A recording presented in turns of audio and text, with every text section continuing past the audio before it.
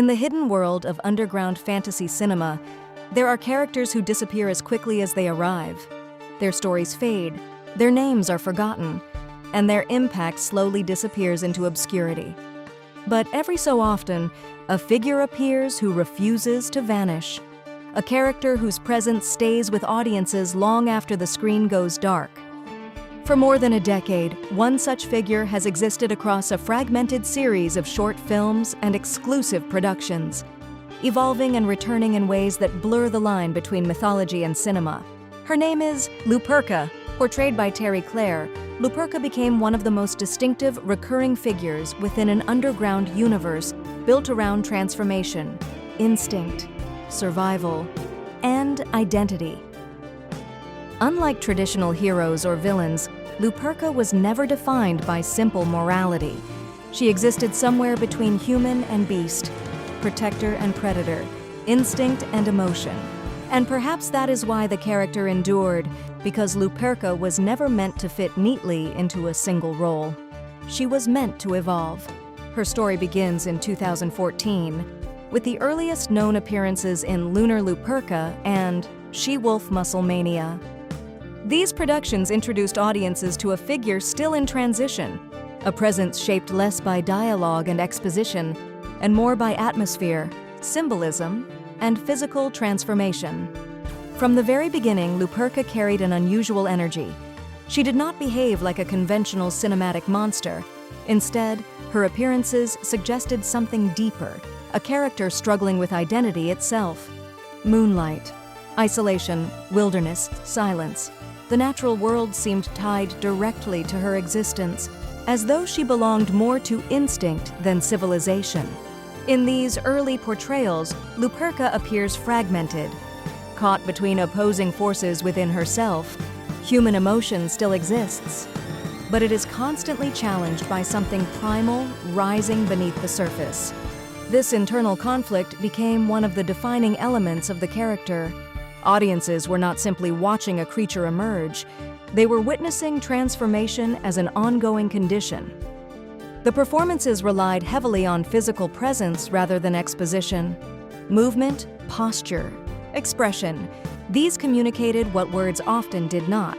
This gave Luperca an almost mythological quality, allowing viewers to interpret her not only as a character, but as a symbolic figure representing instinct, survival, and evolution.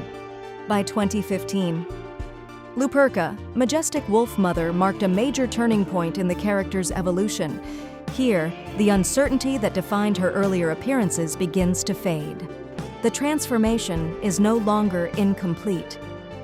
Luperca fully embraces the identity that would come to define her legacy. The Wolf Mother. This version of the character carries authority unlike anything seen before. Her movements become calmer, more deliberate, more controlled. Rather than appearing consumed by transformation, she appears empowered by it. For the first time, Luperca feels less like someone struggling against instinct, and more like someone who has accepted it completely. That acceptance changes everything.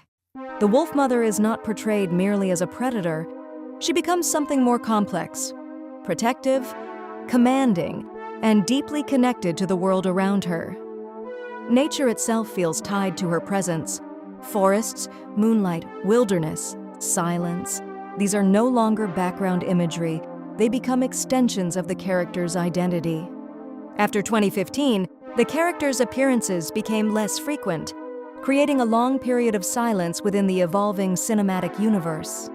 And then, in 2019, she returned. But the return was different. The tone is darker, more reflective, more distant. Time appears to have changed her. The confidence and dominance that once defined the Wolf Mother are still present, but now they exist alongside exhaustion, isolation, and memory. This evolution gives the character an entirely new emotional dimension. Rather than focusing purely on strength, the narrative begins exploring endurance. Luperca no longer feels invincible. Instead, she feels ancient, weathered by unseen experiences that occurred between appearances.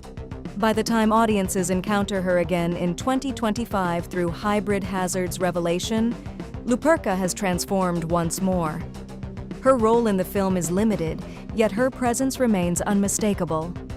She no longer functions as the center of the narrative. Instead, she exists almost as a living legend within a larger cinematic universe. Her appearance carries the feeling of myth, a reminder of stories that continue beyond the edges of what audiences directly witness. What makes Luperka especially unique is that her story was never dependent on conventional narrative structure. Much of her impact comes from mood, symbolism, physicality, and transformation, rather than dialogue-heavy storytelling. This allowed the character to exist somewhere between cinema and folklore. Across more than a decade of appearances, Luperka became more than a recurring character. She became an idea, an embodiment of instinct, survival, motherhood, fear, strength, and transformation, all existing simultaneously within one figure. And through every stage of her evolution, one thing remained constant: presence. Some fictional characters are remembered because of spectacle, others because of storytelling. But characters like Luperka endure because they create atmosphere, because they feel larger than the productions they inhabit. Even now, years after her earliest appearances, the mythology surrounding the Wolf Mother continues to persist through the films, the imagery, and the memory of audiences who encountered her across time. And perhaps that is the true legacy of Luperka, not simply that she transformed, but that she never stopped transforming. If you enjoyed this look behind the legend, make sure to like this video and subscribe to Were Creatures videos for more films and exclusive content.